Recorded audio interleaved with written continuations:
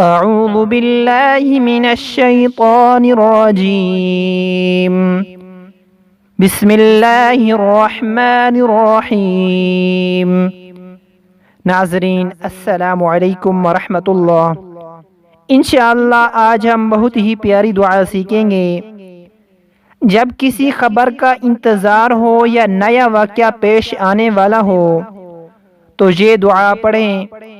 حدیث مبارکہ میں ہے کہ نبی پاک صلی اللہ علیہ وسلم شام ہوتے ہی یہ دعا کیا کرتے تھے، لہٰذا جب کسی معاملہ میں کوئی خبر ملنے والی ہو یا نیا واقعہ پیش آنے والا ہو تو یہی دعا پڑھیں۔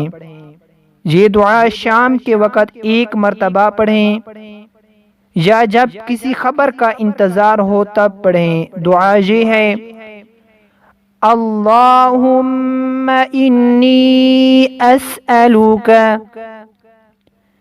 من فجاءۃ الخیر واعوذ بک من فجاءۃ الشر۔ اللہم انی اسألک من فجاءۃ الخیر وَأَعُوذُ بِكَ مِن فُجَاءَةِ الشَّرِّ۔ اس کا ترجمہ سماعت فرمائیں۔